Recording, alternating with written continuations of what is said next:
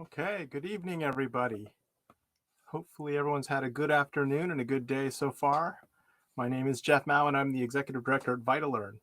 And I wanted to welcome all of you here tonight for tonight's evening keynote with Dr. Ruben Puentedura. And on behalf of the Vermont School Library Association and Vita-Learn, welcome to Dynamic Landscapes. Please be sure to keep checking on our schedule on our website for workshop sessions. We have sessions going each week for this week and the next 2 weeks thereafter for a total of 3 weeks, Mondays, Tuesdays, Wednesdays, and Thursdays.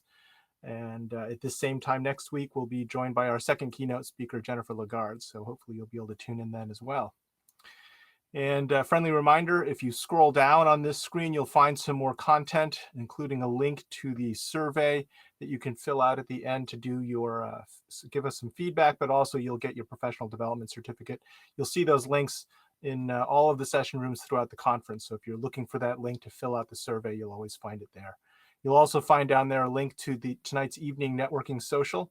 And so the networking there has to do with networking with people, not networking with computers. So while we're using our computers, it's not a techie session. It's for us to kind of get together and hang out. We'll be exploring a new spatial social networking space called GatherTown. And so there's a link down there and a simple password DL 2021 to let you into that space. We'll also be doing a little scavenger hunt inside, look for some scripted objects to find some clues about some of our sponsors, and then look for the water coolers to fill out a little survey that has just a simple 2-question quiz for your entry for the door prizes for this evening. So anyway, that's enough of the business side of things. I want to hand things over to Ruben Puentedura. Ruben is a longtime good friend of mine, and we've worked together for many, many years. You probably know him or his work if you are familiar with the SAMR model and the EdTech Quintet. And he'll be talking to us tonight with those in mind, but also really thinking about kind of where we've been and where we're going and how things have changed. And well, I won't go too much deeper than that because I'll probably mess it up. So anyway, let me just hand it over to Ruben. Ruben, take it away. All right. Well, good afternoon, everyone. Thank you all for coming. It's really a pleasure to be here. So let me tell you what we're going to be talking about today. Today, I'm going to be talking about what we need to take away from the pandemic. And one of the things we need to take away from the pandemic is that we can't be thinking in terms of, and now we go back to our old normal, or even in terms of thinking about, okay, we go back to a new normal. Because the truth of the matter is, what the pandemic has done is to show us that we need to think in ways that are at once deeper and more ambitious. And I hope in the next hour to show you a little bit of why that's the case. All right, so we need to take a step back first. We need to talk a little bit about something that the pandemic is in the class of. And the something that the pandemic is in the class of is black swans. Okay, the pandemic is what's sometimes called a black swan type event. We'll get into what that is in just a second. But first, allow me to show you a black swan. Beautiful animal, right? Well, if it were just the birds swimming on a lake, we wouldn't have to worry about much. But black swan events are called that because one of the issues that we have, one of the challenges that we have with black swan events is that black swan type events are events that we couldn't foresee. In other words, no amount of preparation will ever allow you to foresee a black swan event. And in fact, black swan events have 3 key characteristics. So these are the 3 key characteristics of black swan events. First, as I was just saying, they can't be predicted ahead of time. Okay, you could say for the pandemic, we knew there was going to be a pandemic sooner or later, but what type of disease it was going to be, what were going to be its characteristics, how far, how fast it would spread, what the impact would be, we really couldn't predict that. Some people thought it was going to be the flu. Some people, when SARS occurred, thought SARS was going to go further than it did, or MERS, or any of a number of other diseases. So the bottom line is, just because we knew that there was likely to be a pandemic at some point in time doesn't mean that we could have predicted this pandemic. ahead of time. So that's the first thing about a black swan event. The second thing about a black swan event is that they have major effects. In other words, these are things that you say, huh, how curious, and nothing happens. So if I see a blue squirrel jumping up and down outside my window, I'm going to say, huh, that's curious. It's a blue squirrel jumping up and down outside my squirrel. And I'll probably just say, well, the squirrel fell into a can of paint and is blue, and I'll try maybe to see if I can get the poor animal, to be easily caught so I can help clean off the paint, but it doesn't have a major effect. Okay, it's curious. I couldn't predict ahead of time that a blue squirrel would be jumping up and down outside my window, but it doesn't have any dramatic effect. Black swan events do have a major effect, and I don't think I need to talk about the pandemic in any greater detail in that regard. I think we all know just how major the effect has been. And the third aspect of black swan events is we can rationalize them retrospectively. So we're doing a lot of that right now with the pandemic. We're saying, well, okay, so because of SARS, we knew that there were going to be coronaviruses, and because the caves in this area of China have bats that carry the virus, it was likely it was going to transmit. We're doing a lot of retrospective rationalization. We can certainly trace where it came from now that we know that. We can certainly see, well, okay, we know how it spreads, we know how fast it spreads. So we can do a lot of retrospective analysis, but you have to be a little careful, because sometimes it's tempting to say, oh, you know what, we should have seen it coming. And the answer is no. There really was not ever enough data on the table until it actually happened. Now, could the response have been different or better at the beginning? Absolutely. And we're going to talk a little bit about that. But the key issue is that when you rationalize retrospectively, all you're doing is you're fitting in the pieces of the puzzle backwards. It doesn't mean that you could have predicted it. It doesn't mean that you'll be able to predict the next black swan event. You're just putting a rationalization on the picture. All right. So as I said, the current pandemic is a black swan event, but let's talk about some other black swan events. So for instance, here's a few. Okay, so you've got the pandemic is the last one, but we can go back in time. So go back to 2008, the financial crisis. That was a true blue black swan event.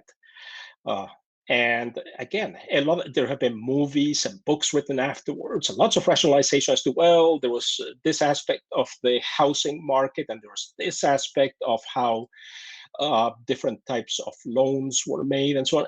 The bottom line is people had certainly different pieces of the puzzle, but nobody could have told you that this was going to result in this financial crash and this financial crisis. Could you have said the markets were unstable? Absolutely. And for months before the crash came, people have been talking about that.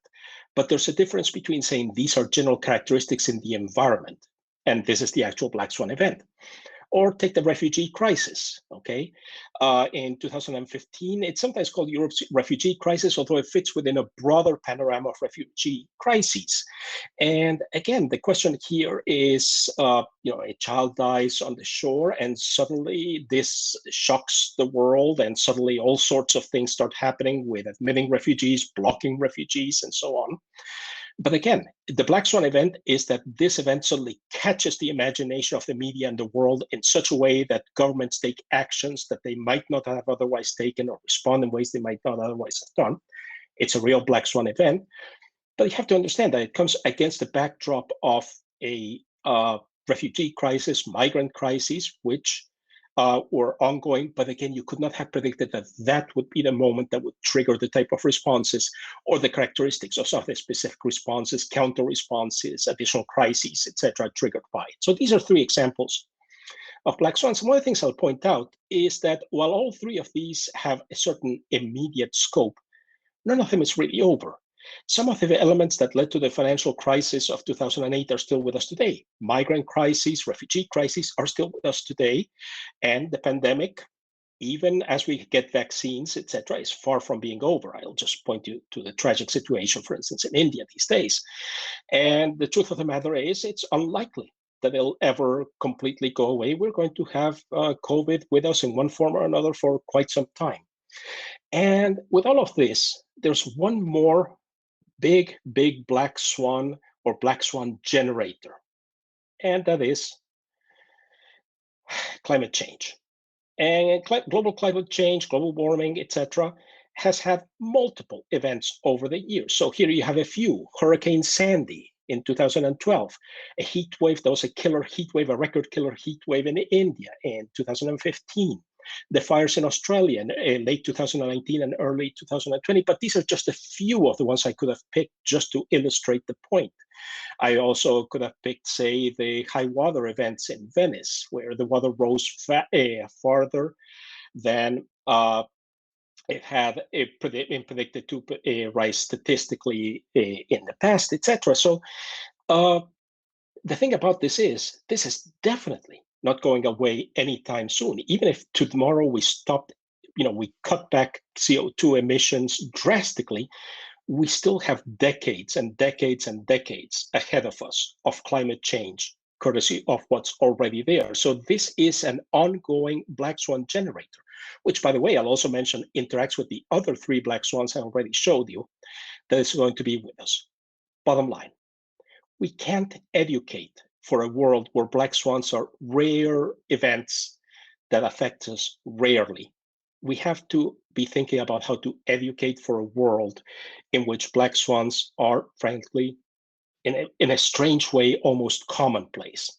That means that we need to work with our children, work as communities of learners, all of us, teachers, children, leadership in the schools, the communities around schools, etc., to learn new habits of mind, to learn new techniques, and as we're going to see, to use technology in new ways that will allow us to better deal with the type of scenarios of black swans. Because quite frankly, if you've seen some of what's happened with the pandemic, we really, it's been tragic. And all of us have done our very best in that context. But we also need to learn skills to be able to do better than what we've done so far. Okay, so we have some examples of black swans. We've seen that black swans aren't going away. We've seen, of course, that we're still in the midst of one in the context of the pandemic. Let's look at black swans a little bit more in detail now. Let's look a little bit at black swans in terms of how they relate to what happens. And this is what we could describe as the regular way of the world, if you will, when a black swan comes along. You have business as usual. We're all teaching in our schools, we're all learning in our schools as usual, and along comes a black swan event, in this case, the pandemic. But for children in Australia, for instance, it could have been those fires. Children in California, it was the fires in California as well. So it can be a different black swan event. It doesn't have to be just the pandemic. So let's not over-focus on the pandemic. Just think of it general black swan event. And then the question is, so what happens after that? And there are 4 key categories of outcomes that can occur to an organization, to an institution, to an individual as the result of a passage through a black swan event. The one you'll talk about the most in general, what you see is what you'd like to achieve, which is resilience. You'd like to say, well, we come out the other end, we're a little bit buffeted, we've changed a little bit, but overall, we keep on doing more or less what we were doing before with some changes, which is why you notice the color shade here is close to the original color shade, but we've neither gained very much nor lost very much. And that's when people talk about black swan and building resilience, and so that's what they're trying to get at. The truth of the matter is, however, that if that's all you're doing, you're just talking about building resilience and using traditional methods for resilience, you usually don't get that outcome. You tend to get one of the 2 lower outcomes. If you've done more or less your work and you're trying as hard as you can, you get what sometimes is called near-term risk. That means that you come out damaged. It means that you come out with some problems. Okay, it means that you come out with things that you are going to need to fix. And it's going to take you time to fix them, and maybe you won't be able to fix them all the way to where you were before. So that curve, it means you've taken a bad hit, and it's going to take you quite a while to recover from it. The lowest path is even worse. It's what's called existential risk. That's the one where you go through the black swan event and you don't recover. And sadly, I'm sure many of you have experienced that in your communities. You have businesses, you have playhouses, music venues, etc., that have not made it out the other end. And of course, sadly, for many families, etc., the disease has taken a huge toll on them. So in existential risk is when you're saying you just don't make it out the other end. You may linger a little while longer, but the death blow has already been struck. There's no way you're going to recover. So you don't want to be in a position where you're in near-term risk, let alone existential risk. You'd like to be in the resilience mode at least, but there's a fourth mode that doesn't get talked about as much. And it's what's called the anti-fragile mode. And in the anti-fragile mode, you go through a black swan event and you come out better out the other end. So not only do you not come out damaged or just about the same, you come out better. You come out doing things more effectively. You come out doing things in such a way that you can better deal with future black swan events. Now, that may seem a little paradoxical. It's like, whoa, you're going through this really tough thing and you're coming out better. How can that be? I'll come back to that in just a second. But here's what I'm going to point out for now. What I'm going to point out for now is that in the anti-fragility category, what's going on, what you're seeing, is something that if you target anti-fragility, sometimes you'll hit anti-fragility, but at the very least, if you don't quite make it, you're still much more likely to hit resilience than if you're targeting resilience itself. In other words, by targeting higher towards anti-fragility, you're more likely to hit resilience than if you target just resilience by itself. So this is a good reason why in design and what we do and how we approach it and so on, we want to be thinking about anti-fragility, not just resilience. I'll come back to that question of anti-fragility in just a second. How do you come out better from this? But first we need to do a little bit more, because you'll see we have these pretty little clouds here. And the pretty little clouds are opaque, and that's a problem. Why is that a problem? Because there's things inside those clouds. Business as usual has things going on in it. What sort of things? Well, let's see. I'm going to show you this. Let me give you a second so you can look at that slide. And now let's talk about this. There are many, many things going on. But if we're starting to think about how do we deal with black swan events, how do we deal so that we are designing for anti-fragility at best, resilience at worst? There are three groups of things that we need to think about. We need to unpack what's going on in an organization, in a system, in a community, in terms of three things. The first one is what's sometimes called system dynamics. System dynamics looks at the big picture of things. It says, look, we can look at entities such as schools as big pools that hold people. So we say, okay, so we have a big pool called the community, where everybody is. And then we have a box called the school, and we have a flow of students from one side of the community in the school, and then we have a flow of teachers from the other side, and then we can have the school produces graduate students. It may also produce other outputs. So for instance, maybe the school teachers produce materials for other teachers. So those are other outputs that go into the boxes. So these are big picture type things. And that's what's called system dynamics. When we're talking about this, the way you always do it is as an analogy as though you were thinking about what are called stocks and flows. And stocks and flows can be assimilated to a stock. It's something like a bathtub, something that can hold water. And a flow would be something like a faucet where water flows in, or a drain where water flows out. And you need a few other things. You need a way to turn that faucet or the drain on or off. You need some sort of a feedback loop to tell you, is the tub full enough, or is it too full or under full, so that you don't overflow the whole thing. And you also need to factor in some other things, such as delay. In other words, so if I turn the tap, it doesn't instantaneously go to full flow. It'll take a little while. And conversely, if I try to stop things by pulling the drain again, there'll also be a delay. And if I have a machine that tells me how full, some sort of a little, say, infrared sensor that tells me how full the bathtub is, there'll be some delay before it gets around to triggering all of this. So the bottom line is all of those things factor into system dynamics, okay? And a classic example for this for education would be to say, well, for instance, you think about the students going from primary through high school, elementary through middle school, to high school, to college, and each of those is a big, you have flows, and then you have all the different processes with feedback loops and so on. That's a big picture, and that's one of the components. A second component, though, is agents. So far, we've been taking the picture of the big picture, the bathtub with the flow of water and so on. But now pretend that every little droplet of water could have a mind of its own. Well, students have a mind of their own, teachers have a mind of their own. Okay, so the system dynamics gives you the big picture approach. In the agents approach, you start to say, well, what happens if teachers or students start to say, well, okay, there's this big picture, but now they start to making several choices. So for instance, say you're looking at students going from high school to college, okay? And you're trying to decide how to help them. Well, one of the things that might happen with agents is that as individuals, the students start looking at some things that the college puts out about information about, well, what do you need to be a student here? What kind of students are successful here? What kind of students are not successful? And that governs not just the sort of big pipeline of going from high school to college, but it governs also how different colleges might be more or less successful. And suddenly you might see, as we have seen right now during the pandemic, that some very interesting things can happen. Suddenly institutions that didn't have many people going to them have a lot of them.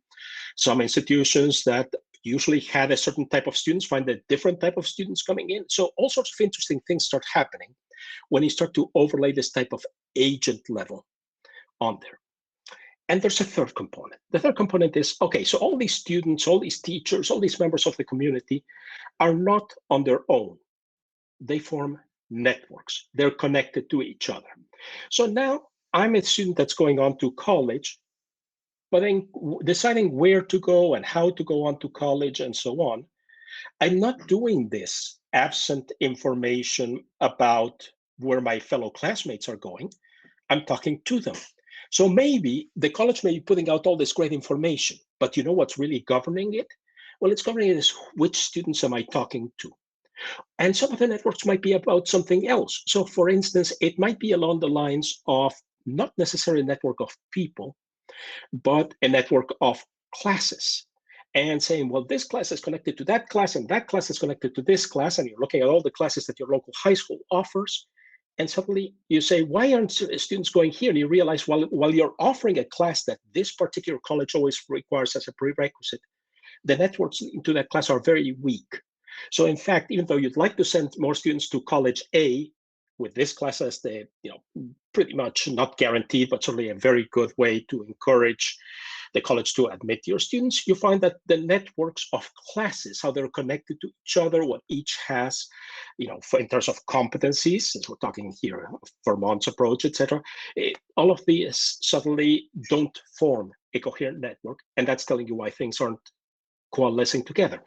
And again, in terms of the COVID pandemic, we've seen this happen over and over and over again. It's been fascinating, for instance, to look at students that have been in remote learning and finding that many of the ones that are very successful are successful because of the networks with other students, more perhaps sometimes than a particular teacher. As a teacher is doing a good job, but that good job sometimes doesn't go very far if there isn't a network of connections among the students to help facilitate the process. And conversely, for some students, it's been to be separated from a network, a student who was bullied in person. If that student is now cut off all those connections to the bullies by virtue of not being present in the same room with the bullies, suddenly that student can sometimes flourish in ways that it didn't. So sometimes it's not necessarily always build a bigger network. Sometimes it's, well, what are the properties of this network? So these three things, system dynamics, agents, and networks, spell out the context, spell out the landscape within which we are thinking about black swans, within which we are thinking about what happens, what we can be talking about, how we're talking about it, and so on. Let me give you a concrete example. So far, I've given you the most basic example from just to give you an example of each in the context of education. Let me give you a slightly more complex example, just so you can see the richness of what can happen here.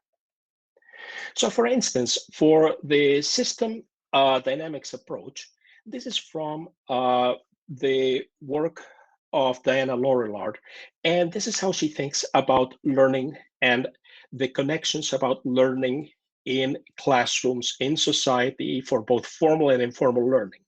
Now, of course, this does have a networkish aspect. All of these things are interconnected with each other, but these are big pools. These are learners and their concepts is one big pool. Learners, plans, and outputs are another pool.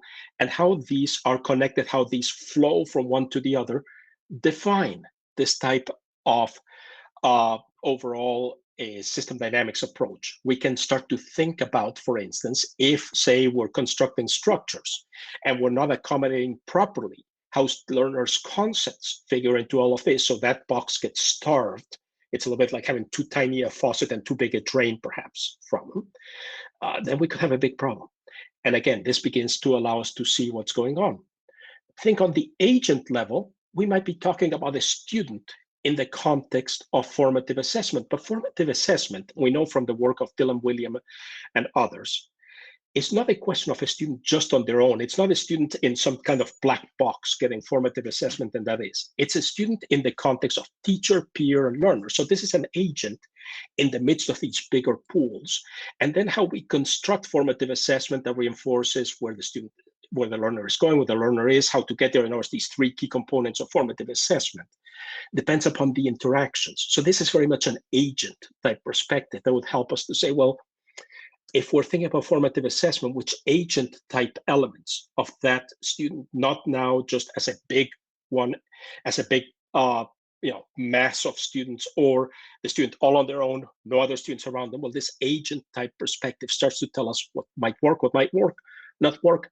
And also in the context of something like a pandemic, what type of responses might work for formative assessment that might otherwise not work because we might be missing some of these components and might have to restructure around them. So with that agent perspective is starting to help us.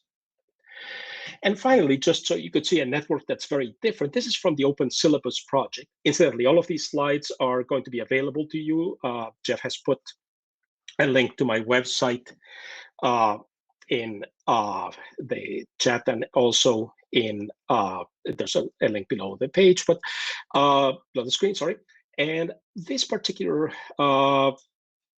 slide will contain a link to the Open Syllabus project, which says, well, what books, what textbooks, what types of texts are being used at multiple universities and colleges that have chosen to participate in the project. Now, it turns out that the connections between courses at the university as mediated by the books read defines a network.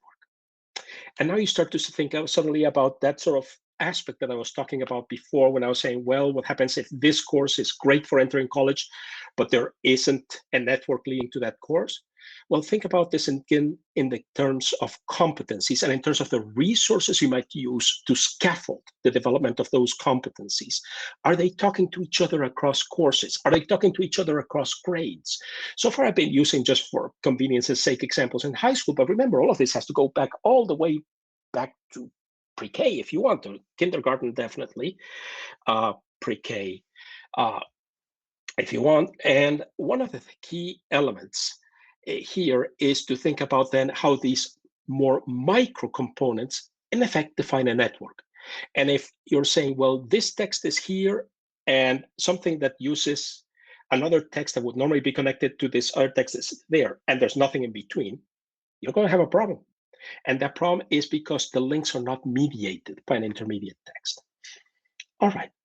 So this has given us the three components that we have. So we have, again, the system dynamics perspective, the agent's perspective, and the network's perspective, and these three are intertwined with each other. It's not as simple as saying, okay, so take this one and put it on its own, take this one and put it on. No. Three are interconnected. But again, I think you can see why we need to tease this apart with the examples, as I've mentioned, from COVID, from the pandemic, from, for instance, the networks of students when they're learning remotely versus when they're learning in person. And moving forward, that now we're looking at potentially hybrid modes, blended modes.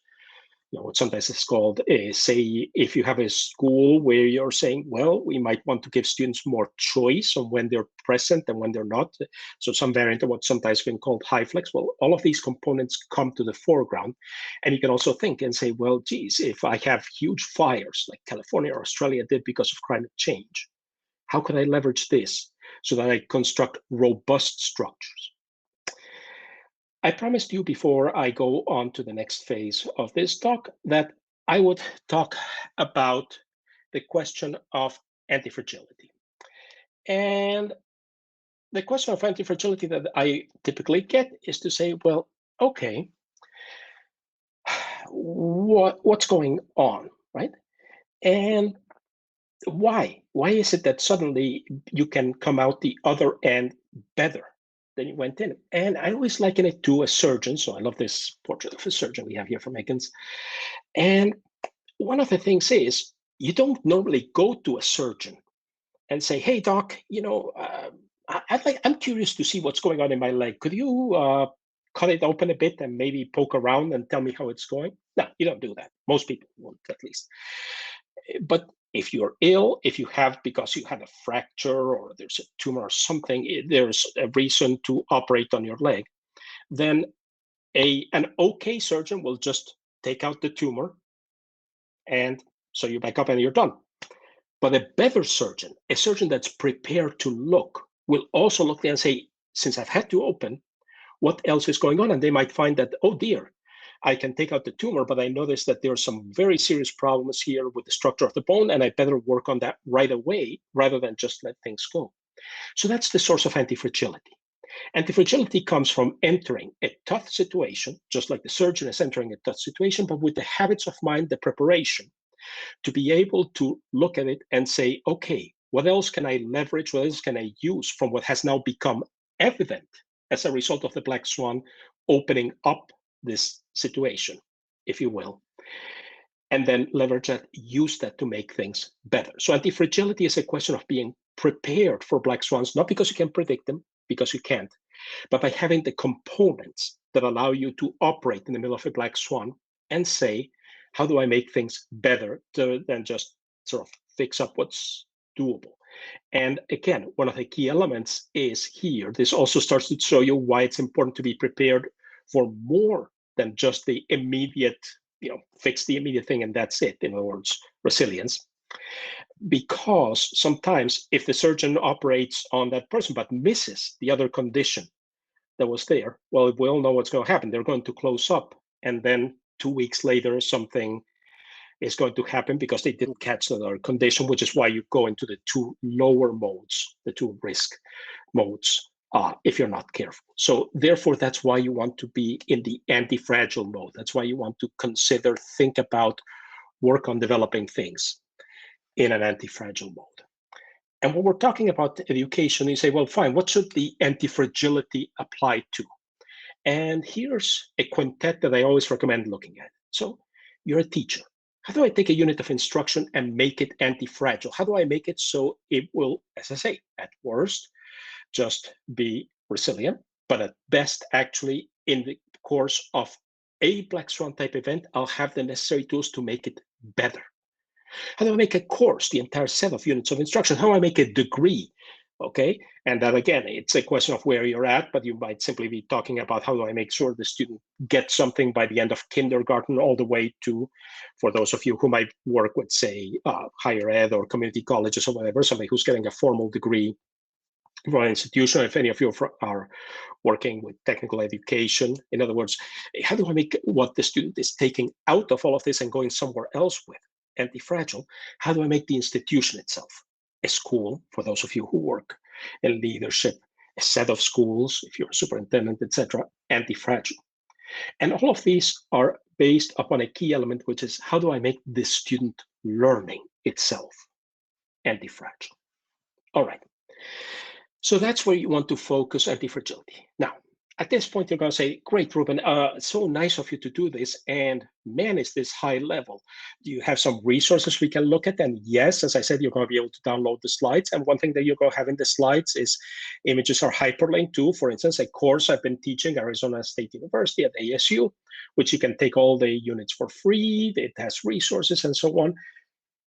But I don't like to leave people like that and say, hey, isn't it great? Now you can all go and become basic researchers in black swan theory and anti-fragility stuff. Hold on, we can do better than that. And one thing we can do is we can take what we know already about technology and education. We can take already, for instance, the work that I've done with SAMR and the EdTech Quintet, and say, how do we use it so that it won't handle every possible scenario you could throw at it, but it'll handle the majority of them. So I'm going to show you next is what I call an 80-20 rule. In an 80-20 rule, what you're looking at is you're saying you're not trying to catch everything, but you'll catch 80% of the scenarios before you. And you know what? That's pretty good. So keep all of this in mind because it's in the backdrop. And by all means, I'm going to encourage you to go out, research more, think more about this. But let me show you a way in which you can start leveraging some of what you might know about technology, some of the models like SAMR that I've developed and other people have developed, just to help you work with this in the context of thinking about antifragility and black swans in the context of education. All right, so let's look at this. All right, so I'm not going to talk very much about SAMR today because most of you, I think, have heard me at some point before. So you've heard me talk about SAMR, and many of you, even if you haven't heard me, are using SAMR. So I don't want to bore people by repeating something everybody has heard. Plus, again, as I mentioned before, there are all these resources, and all of them are freely available. I make all my slides, all my resources available on their Creative Commons license. So there's a good deal of information about SAMR out there. So I'm not going to worry about that, other than to point out, for those of you who really have never heard about it, that SAMR says, look, there's multiple ways you can use technology in education. You can use it as a direct substitute for a tool, so you have it do the same thing, or you start to factor in things such as how you're changing what you're doing. So if you're enhancing a little bit what you're doing, you're at the augmentation level. If you're changing key aspects of what you're doing while the heart of what you're doing remains the same, you're at the modification level. And if you're creating new opportunities using newly available technologies that you could not have accomplished before because they simply wasn't feasible or reasonably feasible with prior these new technologies. There's more detail. So the key element is as you go up these 4 levels, the impact upon student outcomes becomes progressively greater. So the substitution may be very useful, but has very little impact upon student outcomes. Augmentation has a small impact. Modification has a much greater impact, and redefinition can have quite a dramatic impact. To need to the SAMR, again, the more you know, the more effectively you can use it. But that's all I'm going. And like I'm also going to mention EdTech Quintet to say, okay, so it's a classification of tools and practices associated with those tools, such that those tools and those practices are essential to what happens in education. This was derived from research I did on several different venues. One of the venues, the one that yielded this, was the Horizon Project, which identified as part of a Delphi process with specialists across all sorts of areas, the tools that were relevant to education, and I analyzed their results and said, okay, this is a classification of results. I've since used other sources of information, and the same quintet shows up every time. So we can talk about 5 categories of tools and associated practices, which we can use in education. And basically, the 5 categories are social tools, which allow us to communicate, collaborate, and share what we create.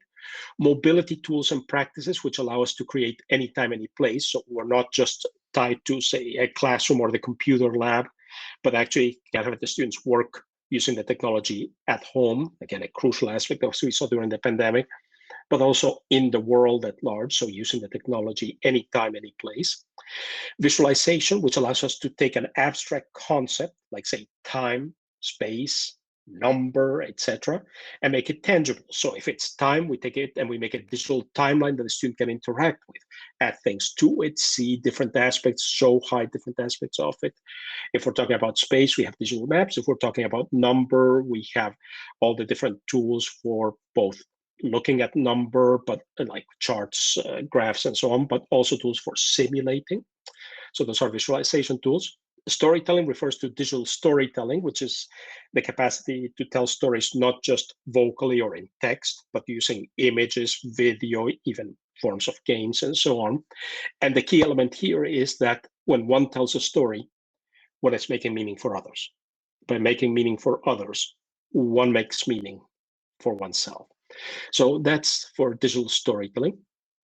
And finally, we have educational gaming. And educational gaming in games, in digital game always provides a feedback loop. So if you're playing a game like, say, Mario Brothers or something like that, the game tells you, well, Mario's hopping high enough, too high, whoops, you fell off the platform, you don't want to do it. So it's providing a constant feedback loop about what you're doing right or wrong. And it also provides a drive because you want to beat the game, right? So it's also the aspect of providing a forward drive. And we can do the same thing if we carefully select, if we carefully adapt what a particular digital game might bring to the table, whether it's something associated with knowledge, content, skill, etc., to leverage those feedback loops and that drive to beat the game as well. Okay, so we have this. We have SAMR, we have the EdTech Quintet to tell us what's the set of practices, etc., that we would like to look at. So let's see, what else do we have going for us at this point? And at this point, what we have is the possibility to say, well, all right, let's bring SAMR together with the type of tasks that we need to deal with in terms of making learning, making the possibilities for learning anti-fragile. So think about the use we might make at the substitution level. At the substitution level, we say, okay, we're using the technology as a direct substitute. The counterpart to that in terms of planning for anti-fragile learning is that we're working on the infrastructure level. So what we're saying is we're bringing in a tool and we're making it part of a baseline that's shared across grade levels, across different scenarios, different courses, different topics. And so this becomes a tool. It may be used, as I say, at the very basic substitution level, but it's used commonly. And here's a key element. It's used well with a certain set of basic shared tools and practices. In other words, it sets a basic level of infrastructure. And a perfect example for this, if done correctly, from the pandemic would be Zoom. In other words, we all had to go remote, etc. Not everybody, however, was as successful doing it. And one of the things that people learned is, okay, too much Zoom is not good, but you do need some interaction. So what's the balance between some interaction, no interaction? So you usually have substitution for face-to-face at this most basic level. You're not doing anything too fancy, but you're carefully measuring out how much or how little according to what works well. So it's not just a question of just replace everything with Zoom, because we know that that doesn't work on a naive level, if you will. If you just say you have 8 hours of class, now you do 8 hours of Zoom, that does not work, really. But we do a substitution in an appropriate fashion that says, okay, we're all going to have this as a common tool. We're not doing anything terribly fancy. We're just using the chat space to chat. We're using the video space, etc. But we're not doing anything too complex beyond that. All right. So that's the first level. What can we do that goes beyond this? What can we do that gets deeper into the landscape? Well, at the next level, we can say, okay, now we have this, and we say we want to use technology at an augmentative level according to SAMR. So now we're going to use it to enhance on things we were doing before. We're not going to replace them. We're not going to do something new. We're just going to make them better. And this corresponds to, then, from the perspective of how we look towards anti-fragile design for learning, the amplification level of things. At the amplification level of things, what we're trying to do, what we're saying is, think in a system dynamics. Remember, I was talking about that big sort of bathtub with pipes going in and pipes flowing out and so on. Well, the augmentation allows me to say, can I enhance things carefully? So for instance, suppose I want the bathtub to respond faster to shutting off the tap. Well, amplifying that would be to say, okay, invest the augmentation use of the technology is use a faster relay to turn off the tap faster. In terms of what we're doing in the classroom, it might be a question of, say, we use a tool like Google Classroom to provide feedback, but we start using some of the visualization capabilities, some of the additional loops available in Google Classroom, some of the capacity to let the students see their own progress, particularly with other tools like in Newsela, for instance, integrated into Google Classroom, etc. So we're giving them an additional tool. It's not a hugely new thing. We were always providing the feedback, but now we're providing a continuum with the student that can interact with it in a more dashboard-like fashion, so they can see better what's going on and so on. And what you're doing then is you're improving, for instance, that nice little feedback loop so that the student isn't waiting till midterm or even worse, end of term, at which point it's too late to fix anything, but actually has an ongoing process for feedback based upon what's going on with the technology. Let's go to the next one. So at the modification level, now we're going to be talking about saying, well, what can we do here? Remember, modification is when we're redesigning tasks, but we're not making completely new tasks. We're redesigning existing tasks to improve them, to do things. And also it goes beyond just enhancing them a little bit.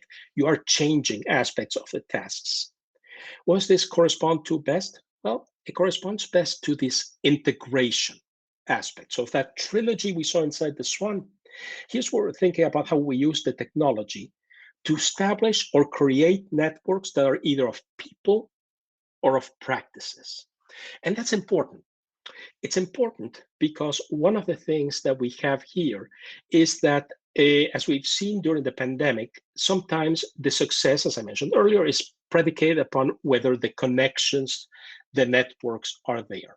So for instance, a tool that I might use for a modification that looks at this type of integration might be to say, well, can I have my students communicate in other ways than the ways they've been doing through Google Classroom, et cetera, which just may correspond to regular classroom chats or out of classroom chats. Can I, for instance, and I'm going to show you an example in just a little bit, give them tools that allow them to better see what each other knows, does not know, what each other contributes, and so on, in ways they couldn't have before, so that they know better and say, oh, I don't understand this. I want to go to Mary, because Mary really understands this, and much better than other students. But Rafael, on the other hand, understands this other aspect really well. So now I know who to go to. And if I'm putting together a team, I'm not just doing so blindly. I can see a little bit more, well, how do I balance skills and so on? So this is creating networks. Or I can see not just people, but also practice. I can start to use this to see connections among things, to be able to see connections. For instance, if I want students to understand, let's stay in the pandemic, how certain behaviors are connected to certain aspects of propagation of the virus and so on. Again, now you're creating networks of integration of knowledge. And you start to say, well, how do my tools allow me to do things that I couldn't do with a paper book and paper and pencil and so on? How do I allow connections, visualizations to occur that otherwise wouldn't have? And finally, at the redefinition level, we go towards what I call differentiation. This is more associated with the agent level of things, because this is now where we say the student is part of this big community and also has this network. But how can they take elements and make it their own, but still leveraging, reflecting, connecting back as a whole? In other words, at the other levels, we've established the big picture, the system dynamics picture, and the more detailed aspect of the network. But now a student might have individual agency. So here's, for instance, where we might look at creative tools, where different students might use different creative tools, and each of them already has the support. So this is the interesting thing. We've created the support so that each student, in the context of a challenge such as might arise during the pandemic, can choose a tool that enhance their knowledge, etc., which may not be the same as for another student, but it's not in a vacuum. It's in the context of those other elements we developed at the lower levels of SAMR. So this is where we start to think about how to use definition type uses, where we're creating new uses, using those 5 categories of the EdTech Quintet to allow students to gain greater agency as learners, and then communities of students themselves in a group to also gain agency they might otherwise not have had.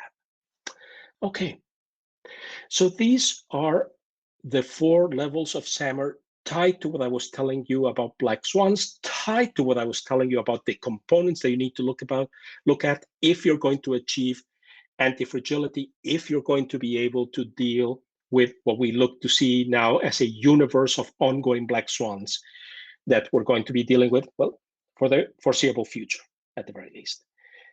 Okay. So I've given you an 80-20 relative to that bigger picture. And you're going to say, great, Ruben, you've given me a great 80-20, and now I have more connection to the education technologies, the learning technologies. Can you give me a little bit more? So let's take what I just showed you, and let me do another 80-20 on top of this. So this is the SAMR EdTech Quintet picture and connection to those three components at Black Swan, what you want to be thinking about, how they relate to building antifragility and so on. Let me actually go to concrete examples. And I'm going to take 4 mirrors that have emerged from the pandemic to look at these examples. Now, the title of this talk was, again, with shifting mirrors. That's a little bit of a tribute to a short story by Jorge Luis Borges called The Approach to Al-Mutasim. And in this story, which is a review of a book, Borges liked to do books within books within books, right? So this is somebody writing a review of a book that he has heard exists in 2 editions, of which he's only seen the 2nd edition. And this book tells a story of somebody who is approaching from a place of infamy, somebody who is exalted by seeing fragments of the goodness or the exaltedness of this person in successive reflections in people who are progressively somewhat less and less in a place of crime, infamy, etc. So that's where it comes from. In a sense here, then, what I'm doing is using the tough mirrors that we've had in the pandemic to say, what can we build? How do we build to somewhere where we would like to go, somewhere we would like to be, and build upon that? So let's take the first mirror. The first one is collaboration structures. And if there's one thing we've seen during the pandemic is collaboration structures are crucial. I've already talked about this quite a bit in terms of mentioning the question about social networks and how that involves students and so on. But let me now show you 2 concrete cases of technologies that we could use to think about collaboration structures. The first one I already hinted at. Suppose you use tools, here I'm using Miro, for instance, to allow students to collaborate, not just in terms of straight streams of text, but actually use structured collaboration. If you've used Miro, Miro provides different structures, all sorts of different structures, grids, concept maps, mind maps, all sorts of structures that allow students to collaborate and share resources and information in different ways. And as they're doing this, it isn't just an accumulation, they actually see structures emerge from it. So the collaboration itself can follow certain structures that help you to make it easier to happen, make it more robust, make it anti-fragile at the very best, or at the very least resilient, so no worse than what you have gotten otherwise. But it also starts to allow students to see more of what each of them is bringing to the table in terms of collaboration. And a second aspect of seeing this is something that for you as the teacher, or for your students, or for a principal or superintendent, etc., is to be able to see the social networks that underlie things. So you could ask your students to say, you know what, I want to make sure that all of you are with people that you feel you work well with. So here's what I want you to do. I'm going to make a little Google form, and I'm going to have you fill out a very simple question. I'm going to ask you to give me 3 people, the 3 people that you think you would work best on, say, a physics project on, or the 3 people that you think would be best to put a play with on, or the 3 people that you would like to learn from how they paint. It can be anything. And by the way, one of the things is also think about these at different levels. So you could ask this a very simple way. You could ask kindergartners who are who are still learning just the basic alphabet, learning how to read and write. You could ask them to just literally pick a picture and to say, pick the 2 people you would like to do this type of outing with the most. So you could have buddies on a field trip, okay? Not much of that going on during the pandemic, but you might have talked about virtual buddies if you were looking at, say, different zoos from around the world who have put cameras up. Well, you do that, you put a Google form, and then you use a tool, this is Visone, free tool, and it allows you to immediately see things such as which students form communities, which students are most connected to each other more than they are connected to others, which students also tend to be more leader-like. So which students tend to be more viewed by their peers as being, yeah, this is somebody I'd like to be with, and then those peers that view them that way are themselves also viewed favorably by their peers. So it gives you an idea of who might be in a good position to either be a leader or to be somebody who can be trusted to bridge different groups with very different characteristics or viewpoints. So you're beginning to visualize collaboration here. So that's the first group. This is the first mirror. The first mirror is collaboration. The second mirror is what I call the thinking sidecar. And let me give you 2 examples from the pandemic that I think will illustrate what I mean. I showed you that photograph of the screenshot, sorry, of the front page of the New York Times the first day, 3 weeks into January, that people started saying, something weird is going on in Wuhan. But Taiwan started taking measures against what later we now know as COVID-19 much earlier, on December 31st. Why? Because of this. Now, those of you who can read Chinese are going at this moment, oh, yes, of course. This is because a key official in charge of health in Taiwan happened to be hanging out on a chat group, just gossiping back and forth. And the discussion turned serious and turned to, hey, this is going on in China. And it discussed the cases.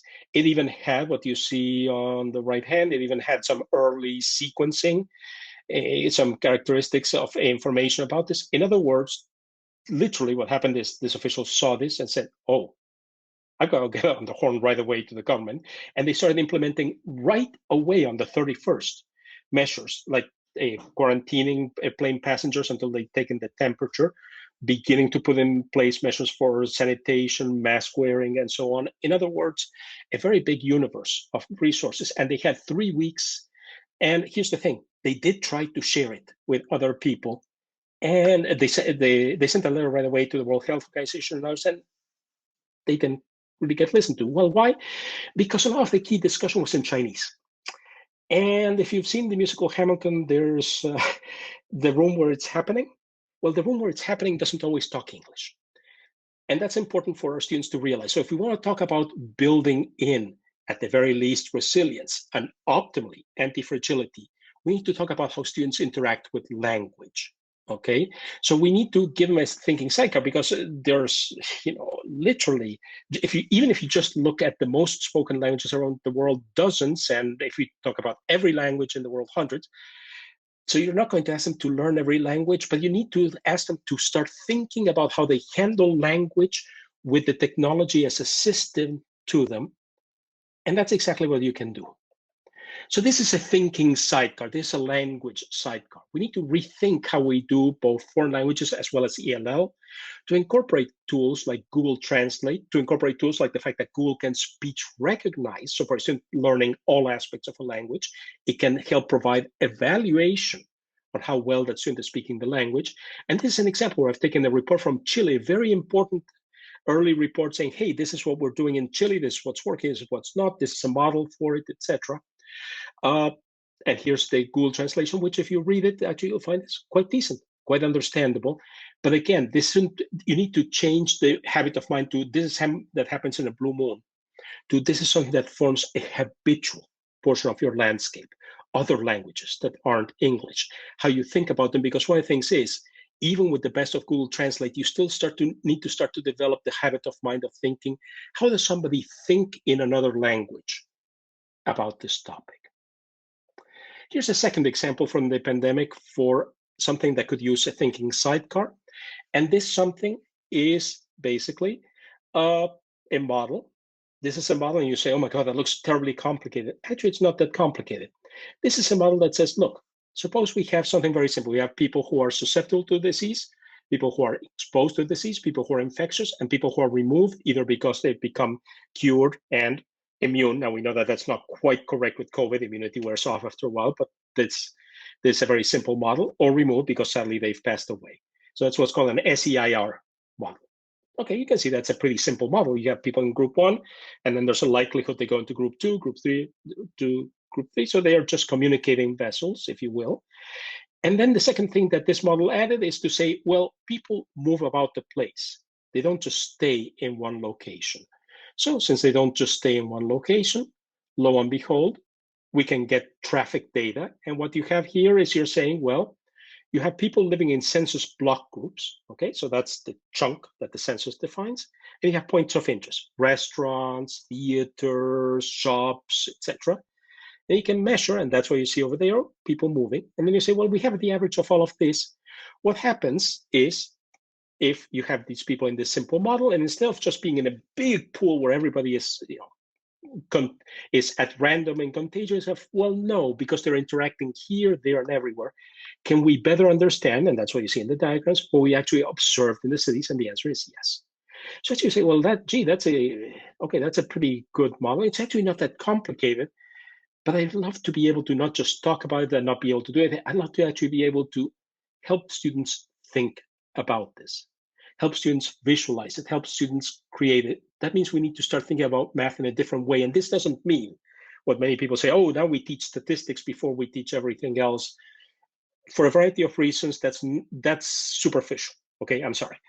What we need to do is teach thinking about math using tools so that they become a portion of our thinking engine. And this starts very young. And we actually do this with youngest children with physical technologies. If you use counting materials like Cuisinart rods, if you use GUI boards, if you use any of those, manipulatives, physical manipulatives, what you're doing is you're saying to a child, here's the technology, use it to think alongside. And then we stop doing that. And that's absurd. We need to incorporate this at a deep level at all age groups and to build in the idea of manipulatives to think about math that ride in the sidecar along us rather than just being brought in at the last minute because that's when we thought about it. So here are a couple of examples for the side of thinking about ways of, the math, if you will, in the traditional analytical sense. We've got GeoGebra, allowing us to play with different ideas of math. And by the way, you can start with the youngest children, because if you go to a GeoGebra site, you'll find that virtual manipulatives have been created for any age group, from the very youngest children. So you have virtual Cuisinart rods with fascinating affordances that are connected to, but not just limited to, the affordances of physical Cuisinart rods. And similarly, you have here on the other side, NetLogo, which allows you to simulate. So remember that model I just told you, the SEIR? And you start saying, well, what if people are not just random, but instead connected through networks? There are networks of schools, there are networks of work, and so on. How does infection occur? Well, that's a question you can answer or start to get a hold of by looking at this example you see for NetLogo on the right. All right. Two last examples for these mirrors. Tangibility. One of the things that's a risk in all of this, and we saw it happen with many schools, is that it all went digital and people started to lose it. But wait, where's the physical world in all of this? And sometimes it becomes a sort of oppositional approach. Well, here's the digital world and there's the physical world. And if we know that it's important, we know that tangibility meant that things such as simple as a school measuring the temperature of its students to see which ones were likely to be healthy and which ones not were being input. So there's a connection to the tangible world. There's tangibility, a lot of things that were lost. You can ask, is there a way to bring them back into the picture? So this is the third mirror, the mirror of, can we thinking about this and future black swans, how we don't have the physical world and the digital world become completely divorced, but become intertwined. Now you can say, well, okay, I can take the camera, I can start doing things. Great. Is there more that we can do with that? Sure. Two examples. One is via maker tools. And what I'm showing you here, these photographs, by the way, these are not stock photo. I did not get this from a download site. This is my 3D printer. And that's an AI diagram that I was using to demonstrate. I work with people in medical education. And one of the things I do is to say, well, if you want to understand things like a tumor in the brain, being able to look at a diagram like the one I'm showing you on the left in VR is nice, but it's better if, as you can see, my 3D printer chugging away on the right-hand side you can actually print a model and then you can look at it, turn it around in your hands, work with something physical. So 3D printers are not just for printing the little boat or the little cat with the coin and so on. Everybody does that, and well, you could go to a local Five and Dime and buy that. But this allows you to create a physical object, allows you to think about something, and again, keeps that tangibility aspect in the picture. So you don't feel so completely isolated. The digital intertwines with the physical in terms of making things. And of course, you can make things in cloth, in wood. I just have the 3D printer because I happen to have this example. But here's another place where you can go in the other direction? Can the physical world bring things into the digital world? And that's the Internet of Things. And I'm showing you two things. And again, these are actual objects that I have or have made or own. So on the left-hand side, you see my little AI machine. That's a Raspberry Pi with a little secondary board for display and a little digital camera, all of it dirt cheap, quite frankly. And it's not it's a little messy. It's not the prettiest thing, but it happens to be able to do image recognition at a very sophisticated level without a huge investment. And I can bring that back. So I can have that outside my window, looking for different types of birds. I have a beautiful nesting pair of cardinals that flits by every now and then. So I want to find out, what are the foraging habits? Can I do this? A child could investigate this, and that can bring the physical world in to avoid this kind of decoupling we've seen during the pandemic and can happen during other types of black swan type events. And on the right-hand side, you see this is my little electric guitar that just happens to connect directly to MIDI. So I can actually make music with other people. You can always do it by miking, but mic sometimes it can be difficult to mic something. Delays can be an issue. This is very simple. It just sends a digital MIDI signal, and suddenly I can create music using a physical object, not just programming a sequence of notes into a synth, okay, but actually tangible, playing. This has actual strings. I can play, I can strum, I can do everything I can do with a regular guitar, but do it in a way in which the physical world sends something into the digital world. One last word. This is a tricky subject, but let's face it. With the pandemic, and again, with every single black swan event, it's true of all the black swan events I've shown you, and it is going to remain, frankly, true for the foreseeable future. What is said, what is understood, what is communicated, miscommunicated, information, disinformation, misinformation, all form part of the picture.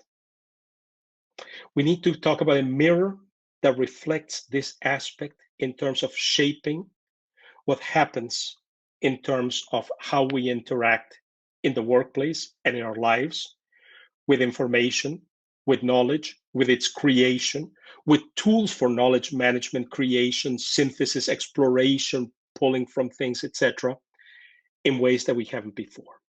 So the two examples I'm going to show you for this, things that have to do with life, things that have to do with work.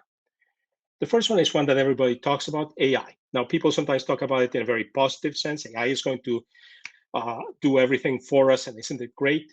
Or people talk in a very negative sense. They'll say, oh, look at deep fakes and all these fake images out there being made by AI or fake bots, etc. We can talk about it all we like, but we need to put the tools in the hands of our students and our teachers to actually make things, to develop understanding. I'll be blunt. Most of the people who talk about AI who don't make things in AI, who don't use AI, don't know what on earth they're saying. I'm hearing some incredibly silly things, both in support and in opposition, being said by people who've never done anything. And this becomes a tool for thinking, for using, for measuring, and for gauging. Is this a good use or a bad use? Is this an ethical or an unethical use? Is this a use that is likely to further truth, or is this a use that's likely to further disinformation?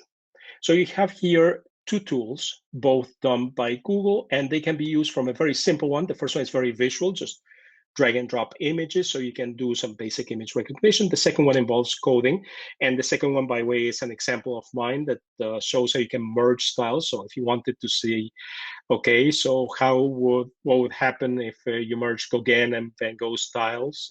This is what you would get. So again, you have a range of tools from very simple ones that, frankly, you can teach a very, very young child how to start thinking and using AI, to very sophisticated ones for a child who might be, say, middle or high school, knows how to do a little coding, but can adapt to very intricate uses, which might be, as it is in this case, for instance, to explore some ideas in art that might not be easy to explore otherwise. And the second example I'm going to mention here is information creation and consumption.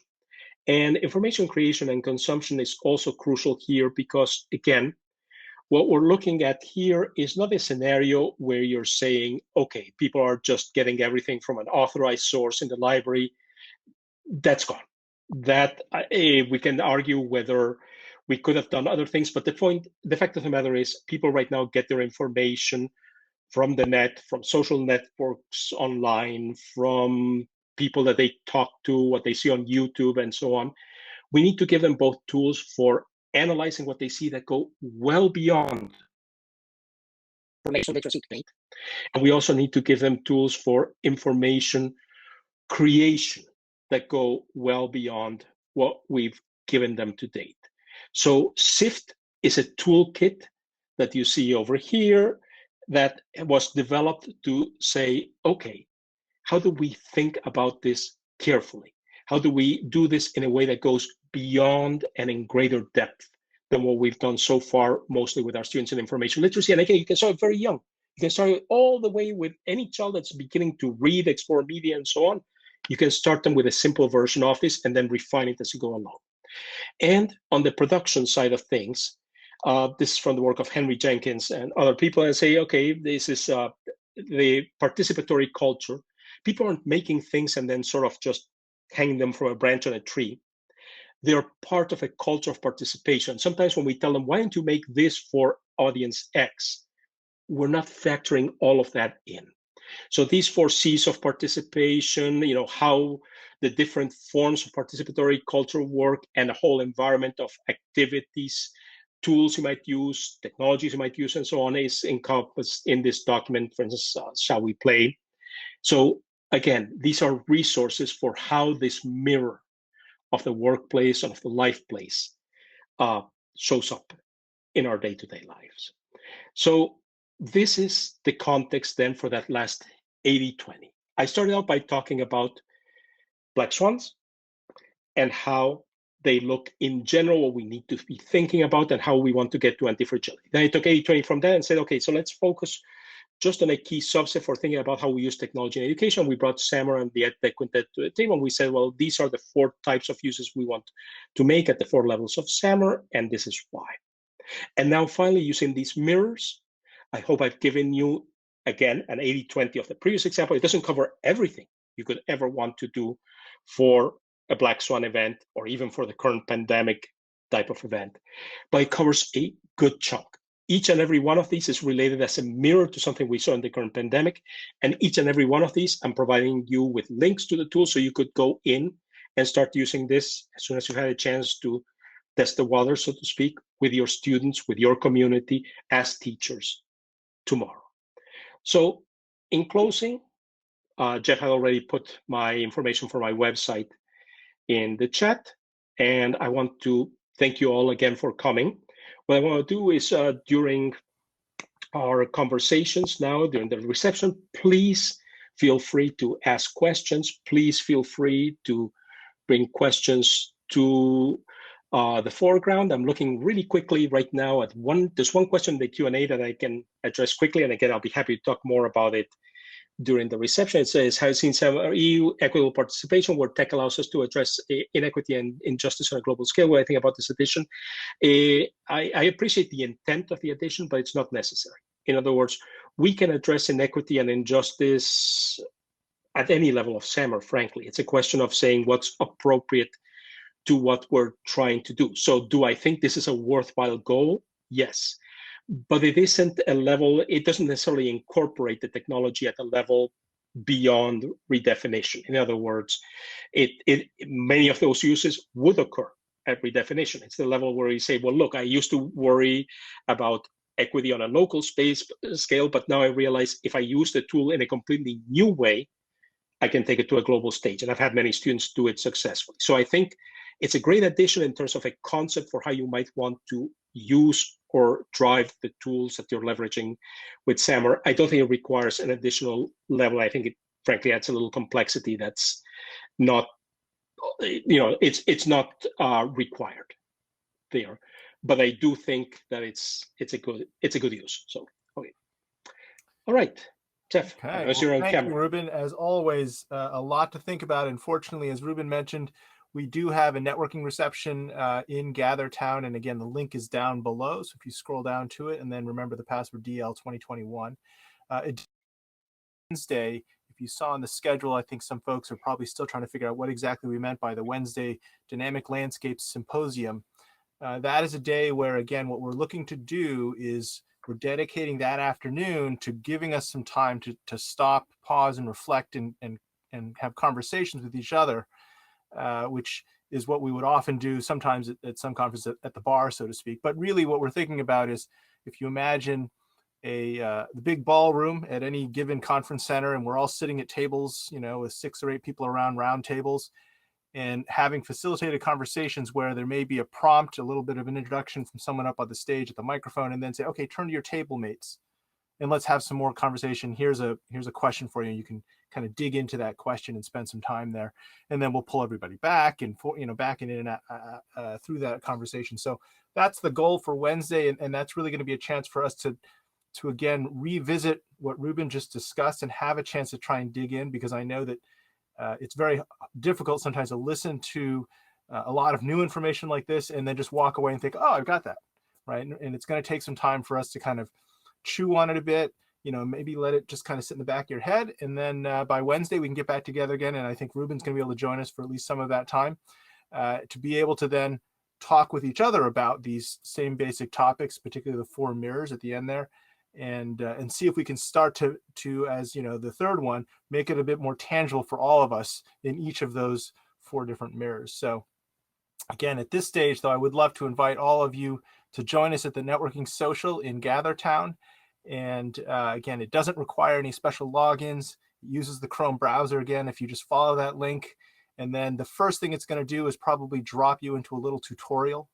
So just kind of follow the prompts on the screen, so it makes sure that you know how to move your little character around. You'll see there's a little, it's kind of like a 1980s, 90s computer graphics game style. And once you get through the little tutorial, it'll drop you into what is called the transporter room, a la Star Trek. And then from the transporter room, you can go to any of 4 different rooms. So try not to hang out in the transporter room, because any given room is limited to about 25 people. So if we all just land there and stop, the 26th person won't be able to get in. So when you hit that space, go into, there's a rooftop bar, or there's the VSLA library. Vita-Learn has an office, and then we also have just the Montpelier classroom space. You can kind of fan out into those spaces. In those spaces, you will also find some objects that are scripted that have both some resources from some of our sponsors, which lead to the scavenger hunt. As I mentioned before, the water cooler is where you'll go to submit your answers to the scavenger hunt, so to speak, so that you can get entered into the door prizes, which we'll do later this evening. And then finally, you'll also find some books on tables somewhere in various places, and those have in it a little video of the announcement of which 6 people who were part of the early bird pricing for a book award. Remember, we said for those who purchased their registrations before April 15th, we put you into a drawing for a signed copy of Jennifer Lagarde's last book, and she'll be speaking to us next week.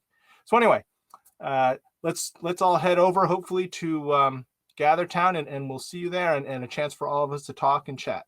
So we'll see you. And again, thank you, Ruben, for all of this, and thanks for joining us at this event, this next social event here. I know many people oftentimes will have questions that they don't want to put into the big chat, but they'll want to address it with you individually. So we'll see you all there. Thanks, everybody.